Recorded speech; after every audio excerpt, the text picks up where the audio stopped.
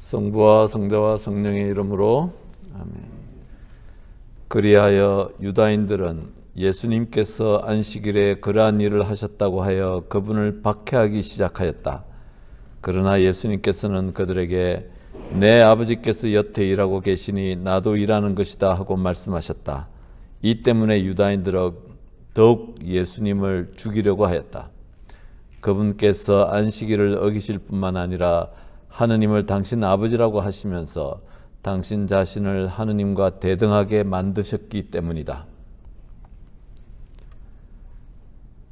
생명이시고 빛이신 예수 그리스도님, 저희들 안에 있는 온갖 어두움과 두려움과 또 저희들 안에 있는 이기심들 당신의 사랑으로 모두 치유해 주시고 당신 생명과 사랑으로 이끌어 주소서. 우리 주 그리스도를 통하여 비나이다. 성부와 성자와 성령의 이름으로. 날씨가 추워졌죠. 오늘 우리 그 두 번째 책의 두 번째 이야기죠, 그죠? 그래서 안식일 논쟁과 또 그것에 대해서 예수님께서 유다인들의 지도자들과 이 논쟁을 하시면서 자기를 변호하시는 이야기들에 대해서 우리가 살펴보려고 합니다. 우선은 그 유다인들이 예수님을 박해하기 시작했다. 박해하게 된 주요한 원인은 예수님께서 안식일을 어기셨고 본인이 안식일을 어기셨을 뿐만 아니라 이 38년 동안 병을 앓던 이 사람을 고치시면서 들것을 들고 가라라고 말하면서 그 사람으로 하여금 안식일을 어기게 하였기 때문에 이렇게 그 유다인들이 본격적으로 예수님을 이렇게 그 박해하기 시작을 한 것입니다. 저는 이 부분을 읽으면서 예전에 제가 읽었었는데 뭐 강의하기 위해서 다시 읽는 것이죠. 다시 읽으면서도 굉장히 감동적인 부분, 그 바로 이 번만하는 이 유다 지도자들 부분입니다. 제가 오래전에 아마 제 기억에는 제가 그 수련원에 있을 때 이 부분을 기도하면서 크게 감동을 받았었는데, 감동을 받았던 이유가 제 삶의 많은 부분이 이 유다 지도자들과 닮아 있었다라는 그 깨우침이 있었기 때문이었던 것 같습니다. 그래서 이번에 다시 오랜 시간이 지난 다음에 이 부분을 다시 송국모 신부님을 통해서 다시 이렇게 살펴보게 됐는데 역시 굉장히 감동적입니다. 그들이 물었다. 당신에게 그것을 들고 걸어가라 한 사람이 누구요? 유다인들의 지도자들은 이 38년 동안을 앓다가 나은 사람에게 지금 그 사람이 생명이 나은 것에 대해서는 조금도 관심이 없고, 당신에게 그것을 들고 걸어가라고 한 사람이 누구요? 법을 어기게 한 사람이 누구냐를 따지고 있는 것이죠. 이 부분이 굉장히 제 마음에 이렇게 다가왔습니다. 많은 경우에 우리가 사람들과의 관계 안에서 또 사람들과 옳고 그름을 따질 때 우리들 안에도 이런 태도가 자주 있는 것이죠. 내가 생각했던 그 원칙과 내가 생각해서 옳다라고 하는 그것에만 관심을 가지고 정작 상대방의 그 생명, 그 사람의 생명의 회복, 다른 사람의 마음, 이런 것들에 대해서는 관심이 없는 것이죠. 이런 유다인들의 모습이 저에게도 또 우리들 모두에게도 깊숙이 뿌리를 내리고 있는 것 같아요. 유다 지도자들의 우선적인 관심은 이 함께 생명이 회복된 것을 기뻐하고 축하해 주는 데 있지 않습니다. 그들은 그걸 할 줄 모르는 거예요. 할 능력이 없는 것이죠. 왜냐하면 마음이 그곳에 없기 때문에. 그래서 이 유다 지도자들은 병든 마음이다. 그러니까 생명을 볼 수 없는, 느낄 수 없는, 다른 사람의 마음에 공감할 수 없는 그 병든 마음을 갖고 있다는 것이죠. 자기네들이 생각하는 옳고 그른 것들, 자기네들의 율법들, 이런 것들만 가득 채워서 하는 질문이죠. 그래서 여러분들께서 다음에 이 부분을 읽으실 때 깊이 기도하시기 바랍니다. 당신에게 그것을 들고 걸어가라고 한 사람이 누구요? 이렇게 질문을 한 유다 지도자들이 혹시 나 자신은 아닌지, 우리가 많은 경우에 우리도 이런 질문, 이런 태도로 살아가는 것 같습니다. 제가 그랬던 것 같아요. 그래서 뭐 지금도 그것이 완전히 나았다라고는 할 수 없지만, 그래도 조금 이 부분이 감동으로 다가오고 늘 또 이렇게 저에게 새로운 깨우침을 이렇게 주는 이유는 이런 것들에서 조금이라도 이렇게 내가 좀 나아지려고 하는 그런 모습들 이렇게 좀 발견할 수 있는 것 같습니다. 그래서 이런 모습들이 복음서 곳곳에 사실은 나타나고 있는데, 마르코복음 3장 어제 복음이었나요? 어제 미사 때 복음, 그 안식일에 손이 오그라든 사람을 고치시는 그 이야기에서 똑같이 반복됩니다. 그러니까는 예수님께서 이 마르코복음 1장에서 회당에서 악령 들린 사람을 고치시고 나니까는 예수님의 꼬투리를 잡으려고, 공격할 건수를 잡으려고 손이 오그라든 사람을 안식일에 하나 이렇게 회당에다 이렇게 데려다 놓고 예수님께서 그 사람을 고치나 안 고치나 이렇게 악한 마음으로 바라보고 있는, 제대로 한번 걸려봐라 뭐 이런 마음으로 보는 그 악한 시선, 누가 그렇게 표현을 했는데, 악한 시선들, 악한 마음을 갖고서 예수님을 대하는 이 바리사이들의 얘기를 어제 우리 복음에서, 미사 때 복음에서 읽었었습니다. 이런 사람들을 예수님께서 바라다 보시면서 처음에는 화가 나셨다가 나중에는 슬퍼하셨다. 그들의 그 병든 마음, 사람들의 생명을 보지 못한다, 생명을 돌보지 못하는 마음.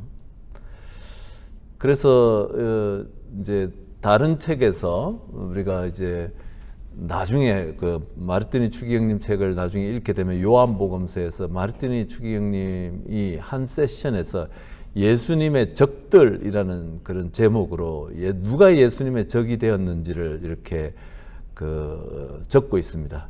그 중에 하나가 이 진리에 폐쇄된 인간 모습입니다. 자기네들의 그것만 딱 갖고서 진리에 폐쇄되어 있고 생명에 폐쇄되어져 있다. 또 다른 사람에게 대해서 폐쇄된 인간형에 대해서 얘기를 하시는데, 전형적으로 이 바리사이파 또는 유다인들의 율법학자들이 그런 새로운 것들, 자기네들이 갖고 있는 고율법들 외에는, 자기네들이 옳다라고 생각하는 것 외에는 생각하지 않는 그 폐쇄형 인간이다라는 것이죠. 그래서 예수님께서 이 사람들을 이 눈먼 인도자라 하시고, 작은 벌레들은 잘 걸러내면서 낙타는 그냥 삼키는 자들이라고 예수님께서 아주 크게 비난을 하시는 것이죠.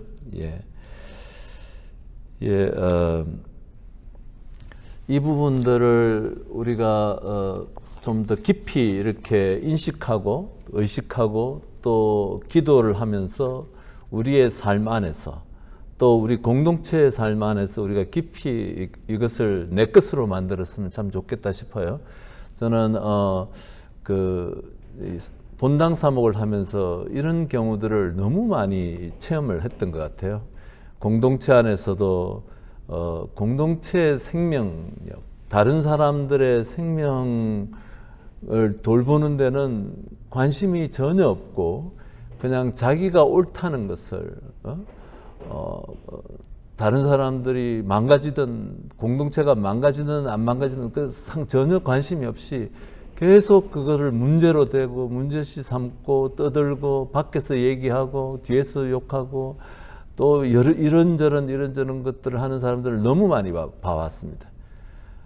그러면서 이 생명을 돌보는 일, 그것이 상대방 한 명일 수도 있고 또 그것이 우리 공동체일 수도 있고 그것이 구역일 수도 있고 이런 것들인데 이 다른 사람들의 생명을 볼 수 있다는 그것이 얼마나 중요한 것인지를 이렇게 많이 느꼈습니다. 그래서 제가 이렇게 사실은 이 봉사자 교육을 하는 것도 또 영신수련이든 뭐든 앞으로 제가 무슨 교육을 하는 것들 모든 것의 초점은 바로 이 복음을 조금이라도 그리스도의 복음을 조금이라도 우리의 삶 안에서 좀 뿌리를 내리게끔 하는 것이고 즉 다른 말로 표현하면은 그거 다른 사람들의 생명을 좀 돌보는 사람들이 공동체 안에 많아지면 많아질수록 그 공동체는 훌륭한 공동체가 될 것입니다. 근데 우리가 사람이 많이 모여 있다고 해서 다 복음화된 것이 아니고 다 복음의 정신으로 무장되어져 있는 것 같지는 않습니다. 근데 다른 사람들의 생명을 돌볼 줄 알고 또 공동체 생명을 돌보고 또 그 안에서 이제 새로운 사람들이 위로를 받고 희망을 가지고 또 마음의 뿌리를 내리면서 하느님을 알아가는 그 과정들이 이렇게 벌어져야 되는데 그 안에서 다른 사람의 생명보다는 그냥 내가 나를 드러내기 바쁘다면은 그 공동체는 벌써 죽어 있는 것이라고 생각이 되는 것이죠. 그래서 이러한 것들 대단히 중요하다라고 생각합니다. 그 한국에 오래 사신 50년 이상 사신 그 우리 미국에서 오신 우리 예수의 선교사 선배님들 대선배님들 저희들이 이렇게 여쭤봤어요. 신부님 한국에 오신 지 50년, 지금은 60년이 됐겠네요. 벌써 한 10여 년 전에 50년 얘기하셨으니까 이제 다 80이 다 넘으시고 많은 분들이 또 돌아가셨죠. 근데 그분들께 이렇게 그분들이 20대 때 아직 수사 때 20대 초반 중반에 오셔가지고 이제 한국에 사신 분들이신데 그분들께 여쭤봤어요. 한국 사람들 제일 특징이 뭡니까 했더니 한국 사람들은 말이 중요하지 않아요. 이 얘기를 하는 거죠. 예, 무슨 말이냐면은 말이 이렇게 말로서 설명하는 것이 중요한 게 아니라 어떤 사람이 한번 좋으면은 그 사람이 무슨 짓을 해도 좋게 보이고 또 한 사람이 한번 내 눈 밖에 벗어나면은 그 사람이 아무리 좋은 일을 해도 싫은 것이죠. 예, 그러니까 말이 중요하지 한 것이 아니라 우리의 감정들 굉장히 한국 분들이 이모셔널한 것 같아요. 물론 여러분들은 좀 다르시겠죠. 미국에서 오래 사셨으니까. 동의 안 하시는 것 같은데요, 총무님. 예, 우리들이 좀 그런 경향이 한국 분들이 있어요. 너무 좋고 정도 많고 희생적이고 뭐 일을 할 때도 뭐 목숨을 걸고 일을 하고 공부를 해도 목숨을 걸고 일을 하고 또 술을 마셔도 목숨을 걸고 마시고 그런데 놀라운 것도 사람 관계도 그렇습니다. 누구를 좋아하면 목숨을 걸고 좋아하고 한번 싫어하면은 이유도 없이 싫어하는. 그래서 이 생명을 돌보는 요 부분에 우리가 눈과 마음이 좀 가면은 참 좋겠다. 원래 굉장히 좋은 사람들이거든요. 굉장히 공동체적인 사람들인데 한번 싫어하면은 한번 뭐가 좀 틀어지면은 그냥 눈에 아무것도 안 보이는 거예요. 그래서 이제 이런 걸 갖다가 어떤 그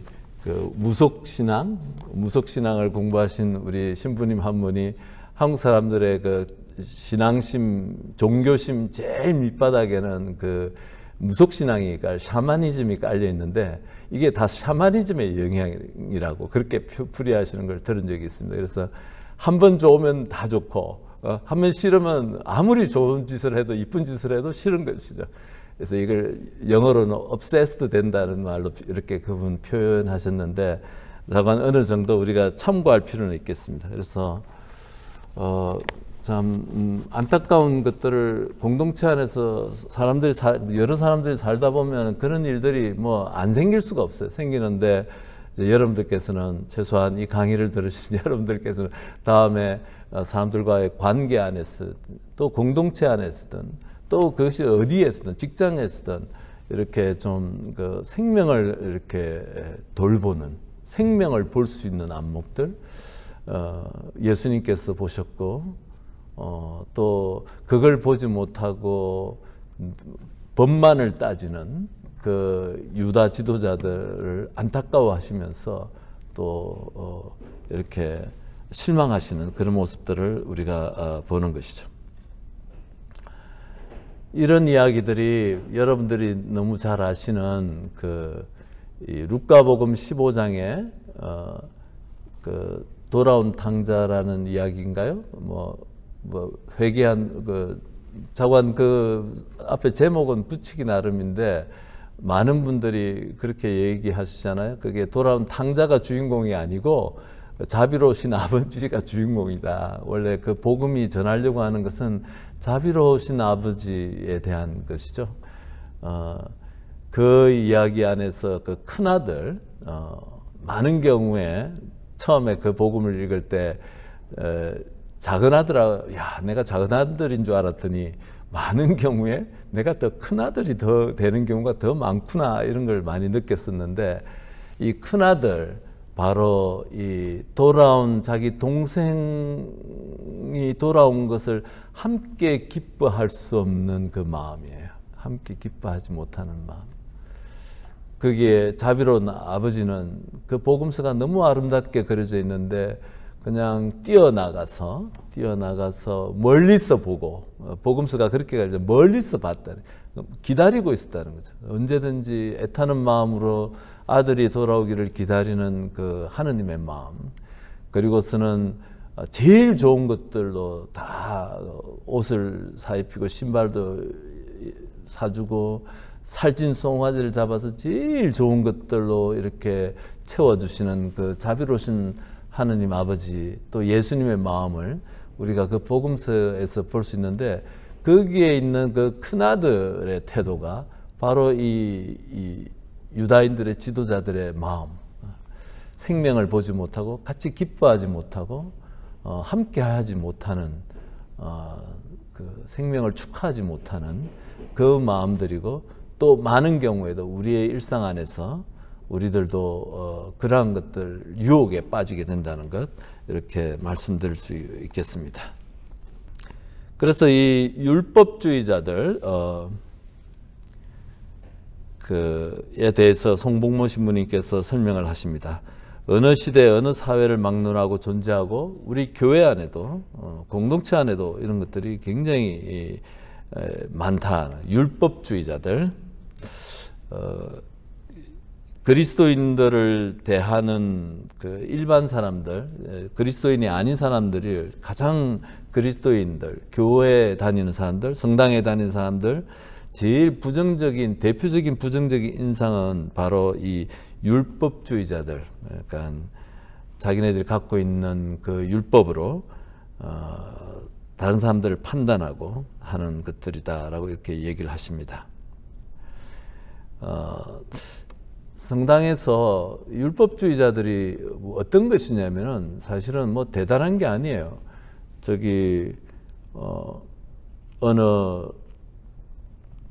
우리 많은 그런 얘기들을 자주 듣는 편인데, 신부님 제가 성당에 처음 갔는데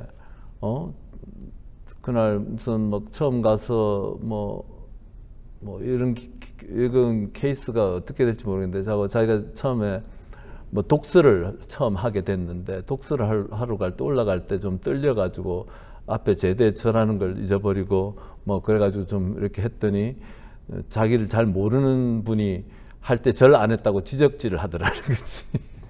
우리 이런 거 다 율법주의자적인 태도입니다. 와가지고 또 우리 성당에서 자주 일어났다 앉았다 그러잖아요, 그죠? 오랜만에 오시는 분들 잘 못할 수도 있습니다. 또 이렇게 장개틀이 없는 성당이 요새 많거든요. 가까이 우리 저 옆에 김대근 안드레아 성당에 가도 장개틀이 없습니다. 그래서 사람들이 늘 또 익숙하지 않기 때문에 좀 안 할 수 있는데 그걸 또 지적하는, 이런 거 다 율법주의적인 태도들이에요. 그런 것들이 사실은 제일 중요한 게 아니잖아요. 성당 안에서, 그잖아요. 와서 우선은 내가 웰컴되는 느낌이 있어야죠. 친절하게 받아들여지는 체험이 있어야 되는데, 그 지적질을 하는 것은 쫓아내는 말이거든요. 그거는 뭐야 이러면 누가 다시 오고 싶어 하겠습니까? 특히 그 젊은이들, 아이들은 더 한 번 그렇게 당하면 다시는 오지 않으려고 할 겁니다. 왜 내가 그렇게 가기 싫다는데 엄마가 가자고 그래가지고 주일날 거룩하게 정말 오는 것만 해도 정말 얼마나 아름다운 마음이고 이쁜 마음입니까? 그죠? 일요일날 아침에 정말 쉬고 싶고 놀고 싶고 잠 더 자고 싶고 얼마나 세상에 재미난 게 많은데 그런 것들 포기하고 와가지고 왔는데 왜 지적질을 당하는 거죠? 이것이죠. 그래서 이런 것들 저는 제가 한번 타이베이의 성탄미사 때 굉장히 성탄미사 때 거기 성탄미사를 2번씩 했어요. 사람이 너무 많아가지고 그 성당이 이렇게 이렇게 뒤에까지도 하면 800명씩 이렇게 한 미사에 이렇게 들어올 수 있는 성당인데 하는데 그 큰 성당에 미사를 하는데 어느 전례부원이었던 것 같아요. 그렇게 나이가 많지 않은 분인데 와가지고 영성체를 나누는데 아마 좀 오랜만에 성당에 나오거나 또는 잘 모르고 이렇게 나와서 영성체 하러 오신 분들을 막 큰 소리로 뭐라고 하면서 이렇게 쫓아내는 듯 했는데 문제는 그럴 수는 있지만 그걸 하면서 모든 사람들의 시선이 그 거룩한 성탄 밤미사 때 그 기쁨이 그 지적질을 다 가게 하면은 잘못된 거잖아, 전례가. 그러고 있더라니까. 제가 영성체를 하면서 옆에 보면서 그 사람 인상 쓰면서 영성체를 하게 되는 이런 일들이 벌어지는 것이죠. 그러니까 우리 안에 있는 그 율법주의적인 이 태도들, 우리가 신앙생활을 하면서 내 안에서 복음적 정신, 예수님의 사랑, 또 예수님이 그렇게 우리에게 주시고자 하시는 그 생명력이 자라지 않으면 우리 신앙의 대부분의 그 공간을 율법들이 차지하게 될 겁니다. 그러니까 이게 인간이라는 게 아주 신비한 존재라서 그 안에 뭔가 뭔가 채워야 되는데 그 안에서 정말 복음의 핵심인 사랑, 이런 예수님의 복음 생명력 있는 말씀들이 채워지지 않고 그러면 뭐가 슬그머니 들어오냐면 내가 신앙생활을 해야 된다는 그게 있으니까 내 안에 율법으로 가득 채우는 것이죠. 알게 모르게. 그래서 가족들이 성당에 같이 나오기 싫어하시는 이유 중에 아마 그런 것이 있을 수도 있습니다. 잘 한번 생각해 보시고 예. 와가지고 형제님들 오랜만에 성당에 나와서 이렇게 영성체하러 나가려고 때 당신 지난주에 미사도 안 하고서 왜 영성체하러 나가냐고 하면은 나 같아 또 안 같이 별로 다니고 싶지 않을 것 같습니다. 예.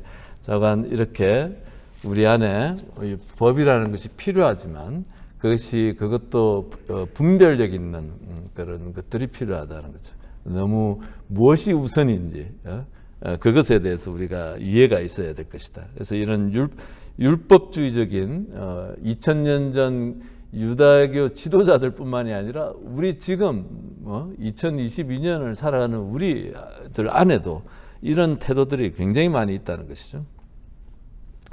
그래서 율법주의자들의 특징이 있는데 신앙생활의 모든 것을 법 또는 계명으로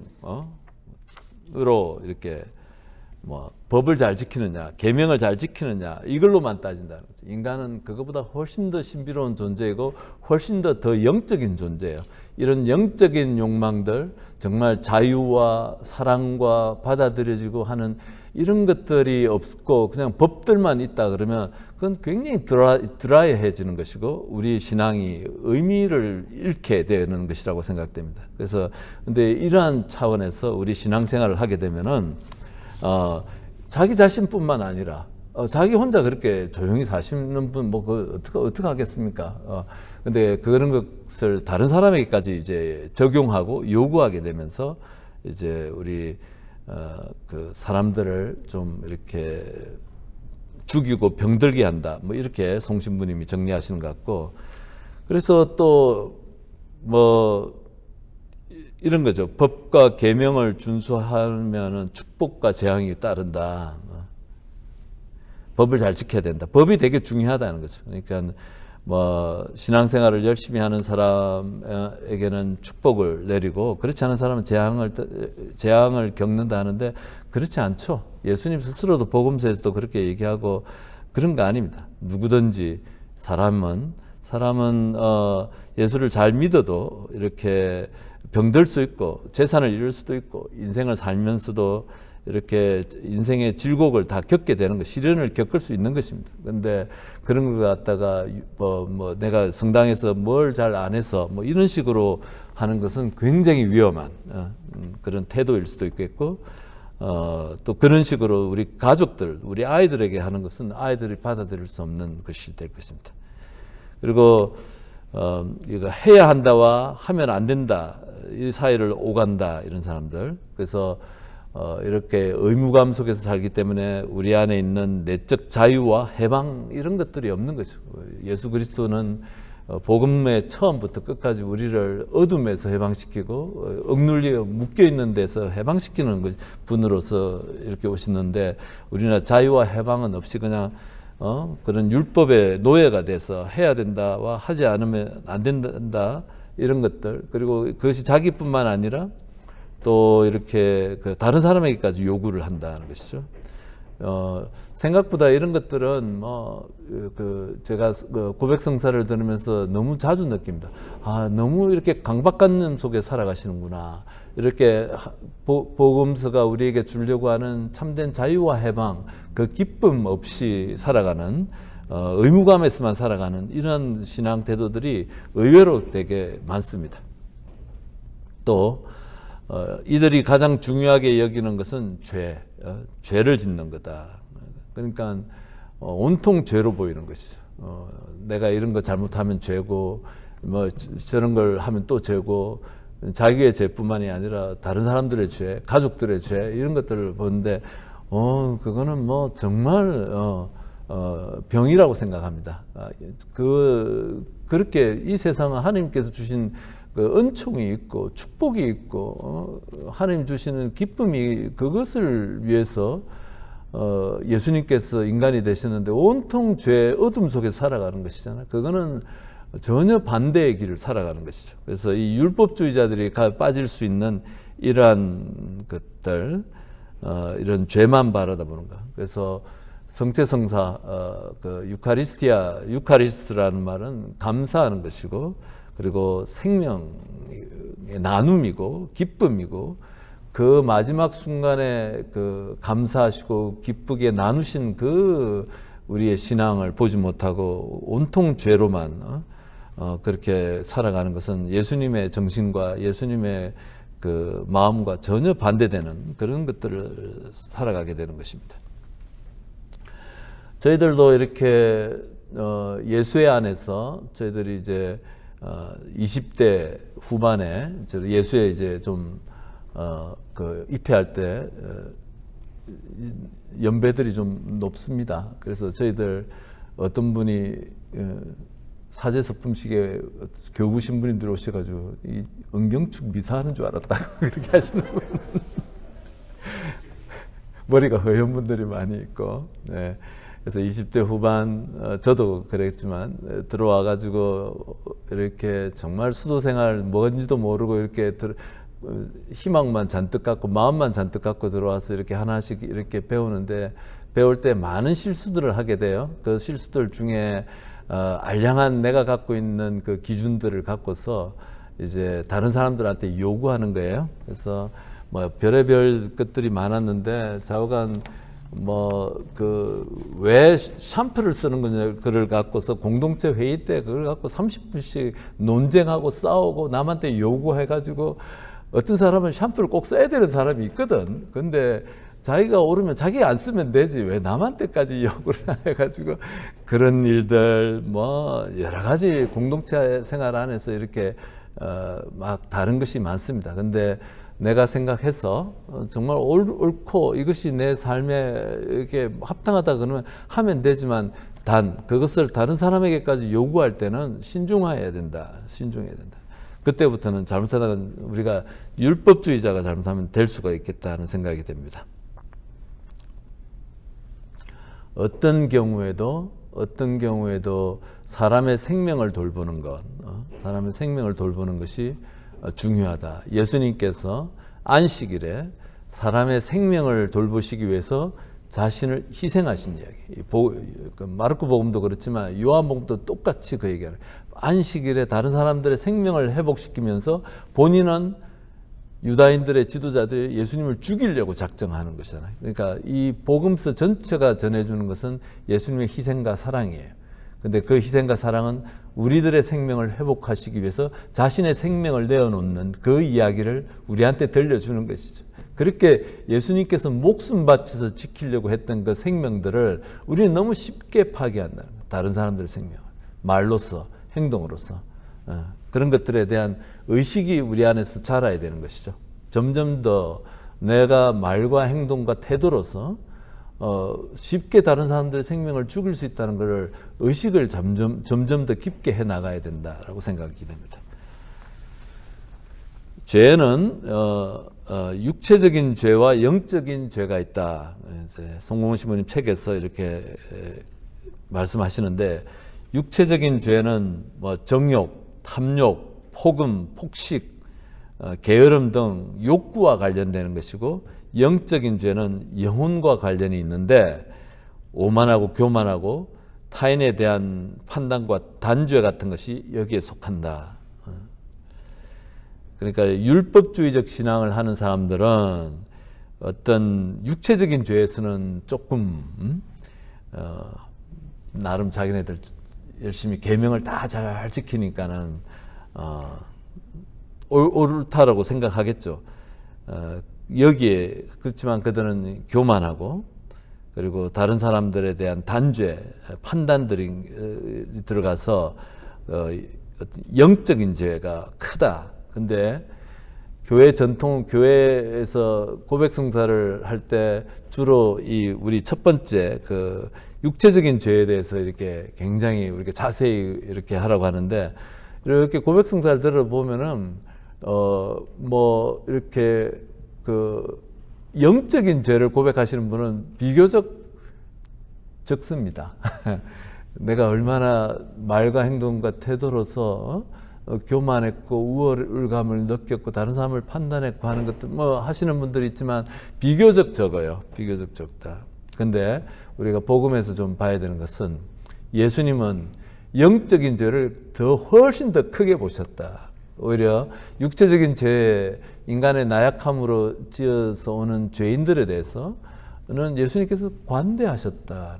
아주 관대하시고 오히려 그들을 위로해주고 희망을 갖게 해주시는 그런 역할을 했다면은, 오히려 영적인 죄를 교만한 이 바리사이들이나 율법학자들이나 또 유다교 지도자들한테는 정말 이 회칠한 무덤 같은 놈들이라고 하면서 아주 크게 하고 위선자들이라고 이렇게 훨씬 더 엄하게 대하셨다라고 하는 것이죠.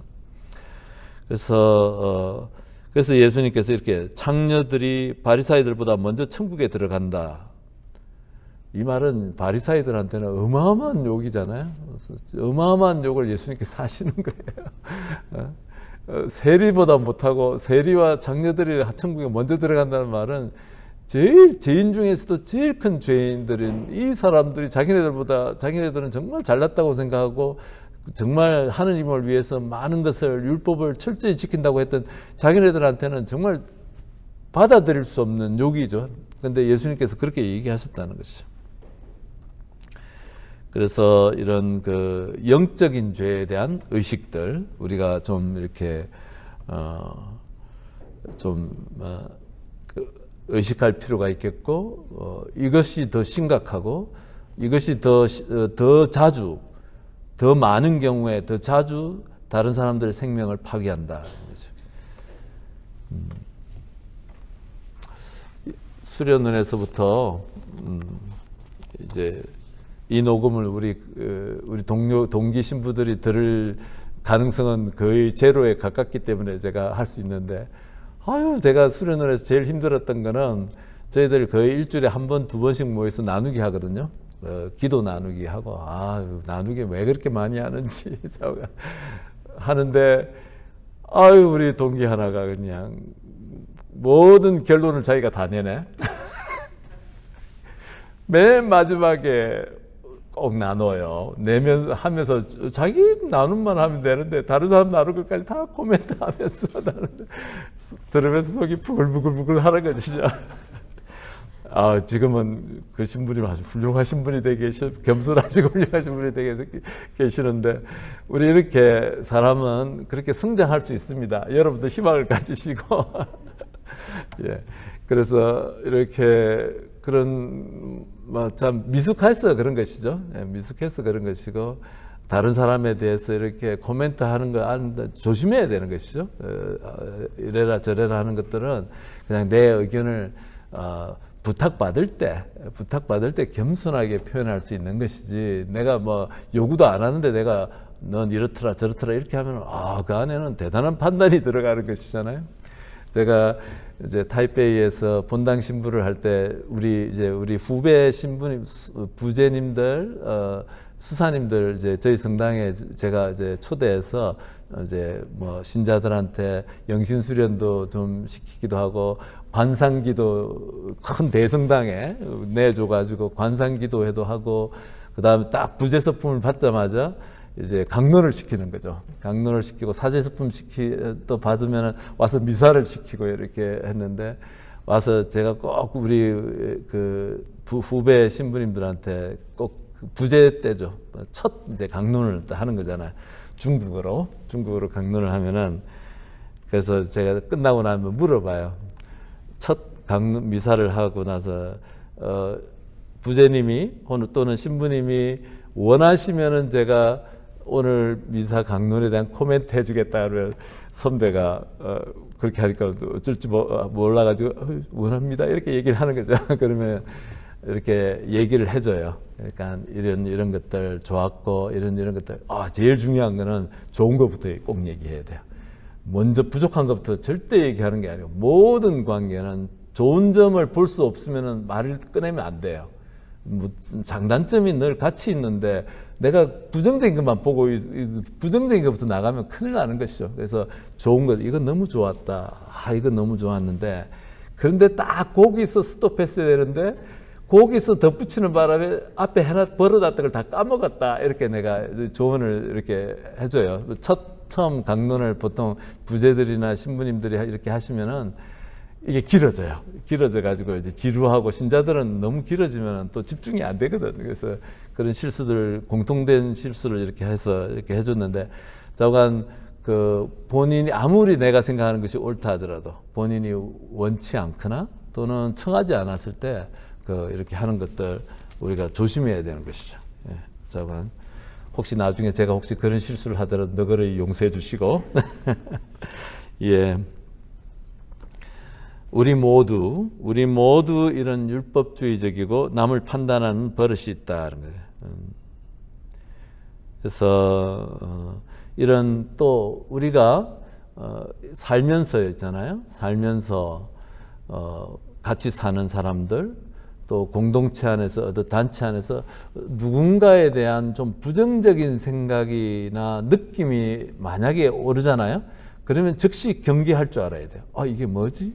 왜 내 안에서 이렇게 자꾸 떠오르지? 왜냐하면 그것이 관계를 파괴하고 나를 굉장히 어둡게 하고, 상대방뿐만 아니라 나 자신도 이렇게 어둡게 하는 거죠. 그래서 이런 부정적인 느낌들이 떠올랐을 때 내가 기도하고, 또 그 사람 입장에서 또 보려고 하고, 또 하느님의 빛으로 또 보려고 하고 하면서, 또 필요하면은 또 내가 화해를 청할 수도 있고, 겸손된 마음으로, 이런 것들이 굉장히 중요한 것 같습니다. 근데 그냥 부정적인 느낌들을 그냥 세상살이가 다 그런 거니까 해서 그냥 이렇게 내버려 두면, 이 부정적인 생각은 점점 더 커서 점점 커지고, 또 동료를 얻어야 되니까 또 옆에 다른 사람한테 가서 또 그 얘기 또 하고, 그러면 이게 점점 더 커지는 것이죠. 왜냐하면 나 혼자만 갖고 있기는 너무나 이게 아깝잖아. 그래서 이걸 자꾸 전하면서 죄가 되고 커지고 오해가 커져서 온통 어둠이 자란다. 그러니까 이런 부정적인 느낌들은 이제는, 그전에는 저희들이 이제 수도 생활 처음 할 때는 이런 것들을 막 다른 사람의 이해를 또 받아야 되기 때문에 막 하기도 했는데, 지금 돌이켜 보니까 얼마나 미숙하고 얼마나 그것이 잘못된 건지를 알겠어요. 그래서 이제 부정적인 것들이 있으면 하느님 앞에서 하느님과 함께 그것들을 좀 풀려고 하고 다른 관점에서 보려고 하고 또 내가 갖고 있는 나의 어떤 결핍된 부분들을 먼저 봐야지 그 사람만 계속 보면은 그건 정의롭지도 않고 맞지도 않는 얘기죠. 우리가 많은 그런 유혹에 빠진다는 것이죠.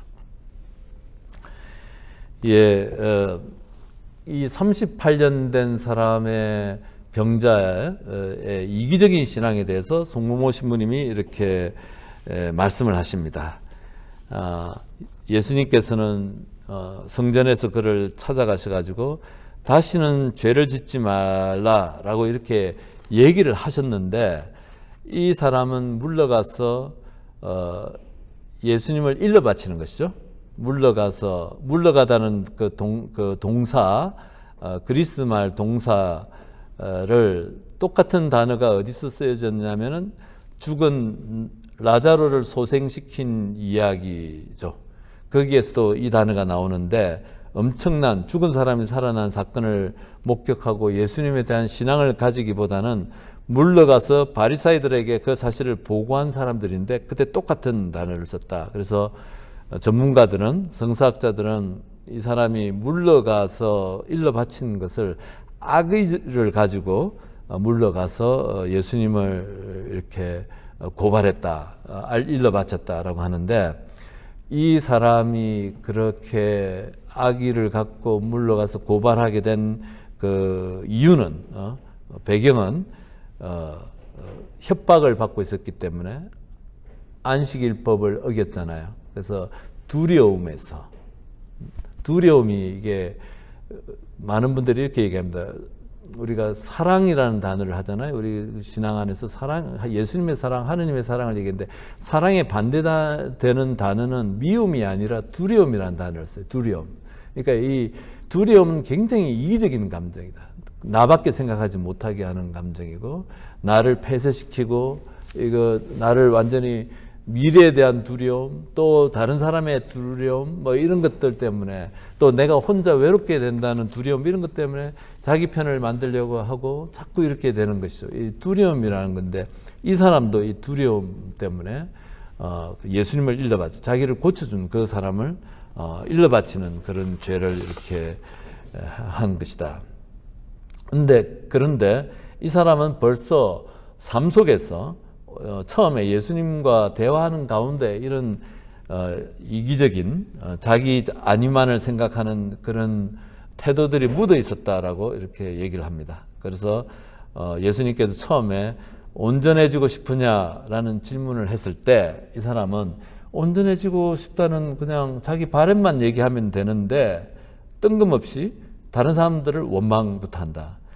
이렇게 얘기해요. 자기를 도와주는 사람이 없어, 다른 사람이 자기보다 먼저 못 속에 들어가서 병을 고칠 수 없다라고 다른 사람을 원망하는 태도 안에서 벌써 그런 태도들이 이렇게 묻어 있었다라고 얘기를 하고, 유다 지도자들이 안식일법을 어기고 왜 들것을 들고 다닌다고 지적을 하자 자기는 안식일법을 어길 마음이 없었지만 자기 병을 낫게 해준 분이 그렇게 하라고 했기 때문에 역시 또 다른 사람 핑계를 댄다. 그래서 이기적인 그 신앙, 이기적인 삶의 태도를 가지고 있는데 예수님께서 죄를 짓지 말라라고 얘기했죠. 다시 얘기하지만 이 죄라는 단어는 그리스에서 하마르시아인데 이거는 separation이에요. separation from God. 예수님으로부터 거리가 멀어지는 것. 하느님으로부터 거리가 멀어지는 것을 죄라고 얘기를 한다는 거죠. 그래서 이 사람은 예수님으로부터 멀어지고 있는 것이죠. 그죠? 이런 것들을 죄라고 얘기를 한다. 빛에서 멀어지는 것이고 생명의 원천으로부터 멀어져 가는 것들. 제가 어제 저녁에도 그렇고 오늘 저녁에도 CLC에 가끔 제가 한 달에 한 번씩 가서 강의를 하는데 어제 오늘 영들의 식별에 대한 조금 짧은 나눔을 이렇게 하는데 바로 여러분들이 이렇게 질문을 하세요. 그러니까 악한 영들이 하는 것은 우리를 하느님으로부터 멀어지게 하는 것들, 영들이에요. 악한 영들은. 그리고 선한 영들, 즉 천사와 하느님의 성령께서는 우리를 예수님께, 하느님께, 또 다른 말로 표현하면 믿음과 소망과 사랑에 더 다가가게끔 하는 영들이다. 그래서 이런 선한 영과 악한 영들, 악한 영이 하는 걸 우리를 하느님께로 떼어놓게 하는 것인데, 이 38년 된 이 병자는 자기의 두려움 때문에 이 악한 영의 지배를 받는 거예요. 그 악한 영은 이 사람의 두려움을 이용해서 하느님으로부터, 예수님으로부터 멀어지게 만들게 된다는 것들, 여러분들에게 짧게, 혹시 다음에 그런 기회가 되면 제가 따로 영들의 식별에 대한 말씀을 나눌 수 있다고 생각이 됩니다. 그래서 이렇게 이기적인 이런 그 태도, 삶의 태도, 이렇게, 그리고 또 송봉모 신부님은 이 사람과 38년 된 병자와 9장에 나오는 태생소경을 비교를 해요. 태생소경은 완전히 다른 삶을 보여줍니다.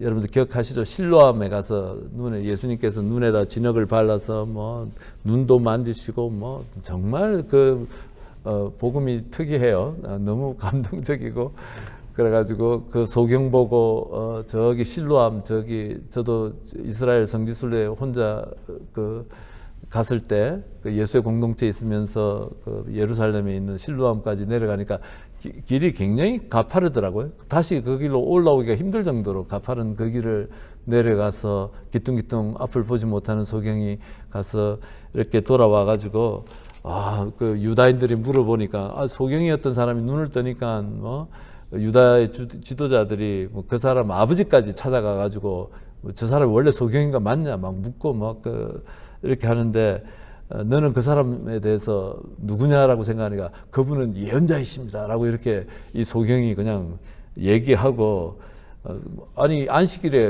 어떻게 그 사람이 안식일법을 어기는데 어떻게 예언자가 되느냐고 했더니, 자기는 딴 건 모르겠고 저는 원래 소경이었는데 눈 떴다는 사실 하나는 안다고, 그렇게 하면서 예수님에 대해서 확실하게 예수님이 누구신지를 자기가 증언하는 것이죠. 그랬더니 우리가 그러니까는 이 유다교 지도자들이 막 이 소경을 갖다 급박을 하니까, 오히려 이 소경은 유다 지도자들을 그냥 왜 들으려고도 하지 않고, 왜 이렇게 요구를 하냐고 하면서 오히려 대드는 것이죠. 그러면서 그 사람들한테 또 설교까지 해요. 여러분도 그분의 제자가 되고 싶다는 말입니까? 하면서 하니까, 그래서 거의 쌍소리 수준이 이제 대화가 되면서, 이제 이 사람이 굉장히 곤란한 처지에 이렇게 졌는데, 이 두 사람, 이 병자 두 명을 요한복음 대비시키고 있다. 그래서 이기적인 것, 또 예수님을 향해서 예수님을 증언하고 예수님의 제자가 되려고 하는 이 사람을 대비시키고 있다는 거죠. 병자를 예수님께서는 주로 안식일에 이렇게, 저는 이거 조사를 안 해봤는데, 공간복음에서 예수님께서는 병자들을 안식일에만 고치셨다. 병자들이 예수님을 찾아온 경우에는 다른 날도 있었지만, 예수님께서 자발적으로 찾아가셔서 사람들을 고치실 때는 안식일에만 고치셨다. 예. 그래서 안식일이 왜냐면은, 안식일이 창세기에 하느님의 창조 사건과 또 구원, 병마로 훼손된 생명을 온전하게 해주는 그 구원 사건 연장이기 때문에 안식일 날 그렇게 하셨다. 예. 그래서 제가 시간이 얘기를 하다 보니까 많이 갔네요. 그래서 조금 빨리 나가도록 하겠습니다. 안식일과 주일이 있는데, 이제 유다인들의 안식일, 지금도 금요일 오후부터 토요일 오후, 늦은 오후까지를 안식일이죠. 그래서 이날 안식일 세부 사항들은 나중에 여러분들이 딴 데서 또 송신부님 책에 조금 소개가 되어져 있는데, 조금 지금 보면은 너무 좀 웃기는 그런 이런 세칙들이 있습니다. 그래서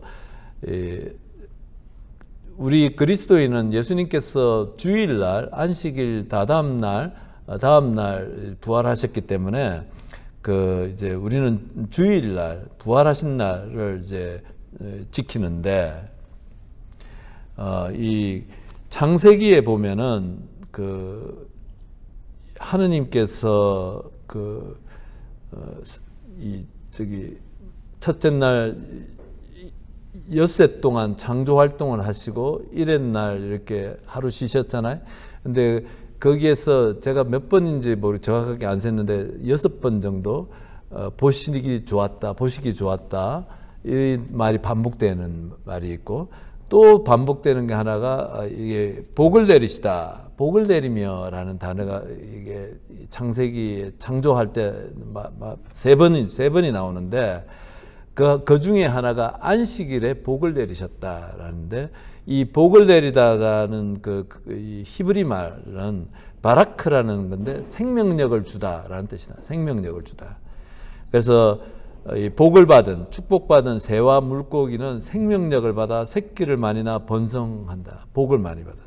그래서 또 축복받은 인간 또한 마찬가지로 생명력이 풍성해져서 땅의 주인이 되고, 안식일 또한 하느님의 축복으로 생명력을 받는 날이다. 안식일은. 그래서 쉬는 날이 아니라 생명력을 회복하는 날, 생명력을 받는 날, 이렇게. 그래서 하느님 아버지께서 안식일에 일을 하시기 때문에 자신도 일을 하신다라고 얘기한다. 생명을 회복하는 일을 하신다는 것이죠.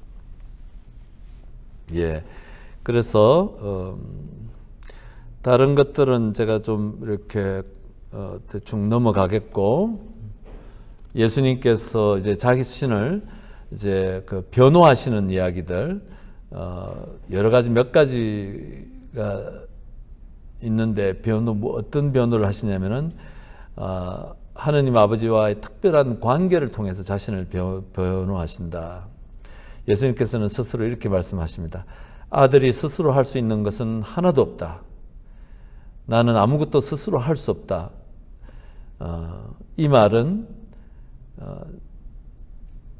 하느님 아버지께 내가 종속되어져서 아무것도 못한다는 뜻이 아니라, 그만큼 하느님 아버지와 완전하게 일치되어 있기 때문에 딴 것을 하실 수 없다라는 말로 해석되어야 된다라고 그렇게 강조하십니다. 그래서 일치와 친교, 하느님 아버지와 분리될 수 없는 친교, 일치 얘기하시는 것이고, 여러 가지 또 증인들을 통해서 자신을 변호하시고, 예, 그렇습니다. 예, 그렇게까지 제가 이렇게 말씀드리겠습니다. 나머지는 여러분들 책을 좀 읽어보시면서 좀 보충하시기 바라고, 기도 자료 여러분들에게 조금 소개하겠습니다. 예, 제가 아까 제일 하고 싶었던 얘기고, 제일 저의 자신에게도 감동적이었던 부분, 유다인들의 지도자가 한 말입니다. 당신에게 그것을 들고 걸어가라고 한 사람이 누구요? 이 부분을 복음서 앞뒤 이렇게 읽으시면서 이들의 마음과 태도를 깊이 들여다보시기 바랍니다. 그들의 마음속에 뭐가 들어있는지, 또 반대로 예수님의 마음도 이렇게 들여다보시기 바랍니다. 안식일법을 어기면서까지 유다인들이 예수님에 대해서 악의, 적의, 살의라고 하나, 살의를 느끼면서까지 느끼게끔까지 하시면서 이 사람의 생명을 회복하시려고 하시는 예수님의 마음, 그 마음 안에 무엇이 들었는지 비교를 좀 해보시면 될 것 같아요. 그렇게 하시면서 내 삶 안에서 우리 자신들도 좀 성찰해 보면 좋을 것 같습니다. 우리 삶 안에서 나도 이 유다인들처럼 내가 갖고 있는 그 율법으로 그 사람 상대방의 생명은 전혀 생각하지 않고 단죄하고 판단한 적은 없는지 우리가 성찰할 수 있으면 좋겠습니다. 두 번째, 그리고 그날은 안식일이었다. 예, 주일을 거룩히 지내라라는 그 계명을 우리는 어떻게 지키고 있는지, 주일은 휴일이 아니고 우리의 원기, 생명을 회복시켜주고 하느님 중심으로, 다른 말 쉽게 말하면 6일 동안 나를 위해서 살지만 하루는 하느님을 위해서, 또 하느님을 위해서 산다는 말은 다른 사람을 위해서 살라는, 하루 떼어 놓으라는 얘기죠. 그런데 우리는 주일을 어떻게 지내고 있는지, 그러면서 우리의 삶이 얼마나 이기적이고 나만 시선들이 나한테만 포커스가 가 있는지 우리가 성찰해 보면 좋을 것 같습니다. 다음 주에는 그 2부죠. 2부도 반을 나눠서 하겠습니다. 2부가 굉장히 길어요. 2부도 1부도 2번에 나눠서 했는데 2부도 2번에 나눠서 하겠습니다. 근데 하는데 첫 파트가 그 생명의 빵에 대한, 빵을 하는 그 부분이 아주 길어요. 그 부분에 대해서만 하도록 하겠습니다. 그리고 나머지 제가 3개 파트인가 그거 정도가 양이 또 하루를 하면 될 것 같습니다. 그래서 그렇게 하고 자세한 것은 카톡방에 우리 교육분과장님이 그 범위를 갖다가 알려주시도록 하겠습니다. 예, 좀 카톡방을 조금 잘 이용하시면 더 좋겠다 싶어요. 여러분들의 나눔이 굉장히 풍성해질 수 있는 자리이기도 해요. 그래서 나눔을 통해서 좀 풍성해지고, 또 질문들이 있으면 질문을 하시면 또 제가 질문에 응답하면서 우리가 좀 더 풍성해질 수 있을 것 같습니다. 예, 마치도록 하겠습니다. 주님 감사드리고, 저희들이 당신의 생명과 사랑과 당신의 빛을 향해서 조금씩이라도 더 나아갈 수 있는 삶으로 이끌어 주십시오. 영광이 성부와 성자와 성령께,